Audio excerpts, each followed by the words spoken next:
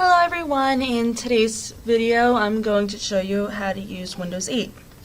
Now you might have noticed that Windows 8 looks a bit different and it may be a bit intimidating to you, but hopefully after this video you'll feel a bit more comfortable using it. So after you log in, you'll be greeted with this start screen.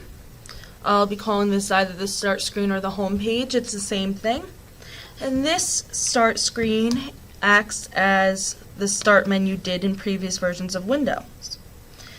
Each one of these little squares, which I'll be calling tiles, represents a different program, and the start screen is completely customizable.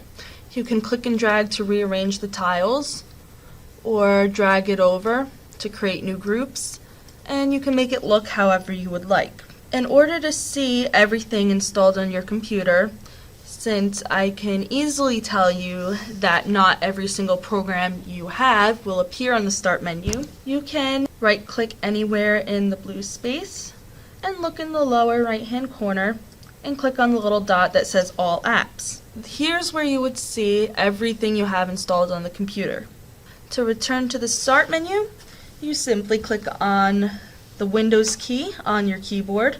This key looks like a flag and is located between Control and Alt on the left hand side. So here I am back at the start screen, and everything's been arranged as I had left it. Now also on the start screen you can add and remove tiles by right clicking and clicking on Unpin from Start. Now I just removed Skype from my start menu.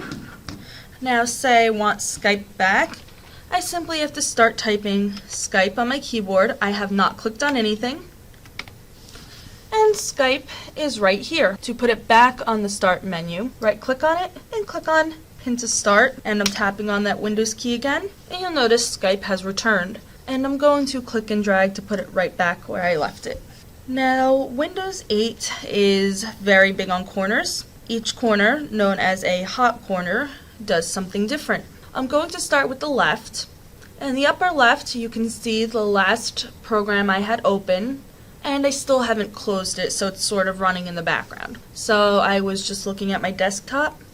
I hover in my upper left hand corner and I'll see an itty bitty picture of a desktop. On the lower left hand corner does the same thing, and the upper right hand corner brings down this menu, which I call the Charms bar. And the lower right hand side does the same thing. The Charms bar has some options that allow you to navigate a bit more efficiently. Now a quick note on the Charms bar: you can access this Charms bar anywhere on your computer, which is important when looking at these options. The first option is search. Now this does the same thing as typing randomly on the screen. It opens up this view of all our programs, and I can search for what I want. So I'll search for Skype again, and there we go. Now I'll bring back our Charms bar. The second option says share. We don't use share too much, but what share does is allows you to share files more efficiently on a network. The third option down, labeled start, will bring you right back to that start page when you click it, like so. The option below that, devices, is where you'll manage any sort of second screen, printers, all that good stuff. And the last option on the Charms bar is settings. And here's where you will see a bunch of settings depending on what program you have open. Right now I'm on the start menu, so therefore all these settings pertain to my start menu. I have help, I have tiles, and I guess start again. And these change depending on what you have open. So going back to settings on the start menu, you'll notice that below this gray line here, there's some icons. The first one here is where you'll manage your internet connection. The second one is your volume. Third is your brightness, your notifications, your keyboard, and most importantly, your power button. This is where you will turn off and on your computer. So if you look at the start screen, you'll notice there's no way to shut down. Instead, once again, you'll have to go to settings and click on power. And this is where your shutdown and restart is located. Below that, you have something that says change PC settings. If you click on Change PC Settings, you'll have the options to personalize your lock screens, your start screen, your account picture.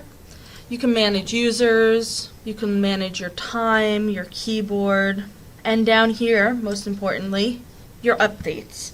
Now, all the computers on campus are set up to automatically update, but if you're using a personal computer, it's important to check this every so often to make sure everything is up to date. So now that I'm in PC settings, I'm going to show you how to close a app or a program from the start menu.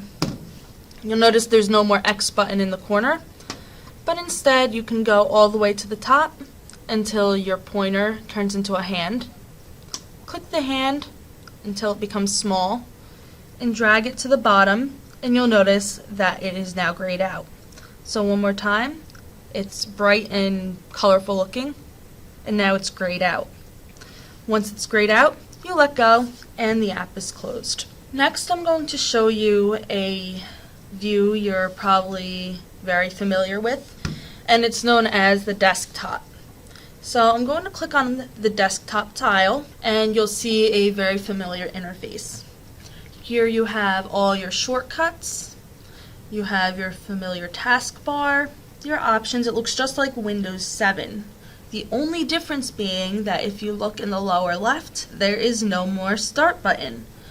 So instead, if you hover your mouse in that corner, you'll notice that the purple start appears.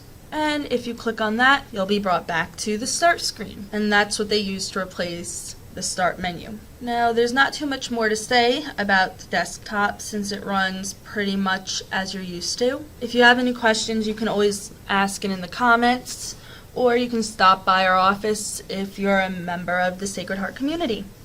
I hope you enjoyed this video, and if you'd like to see more like this, be sure to subscribe, and thanks for watching.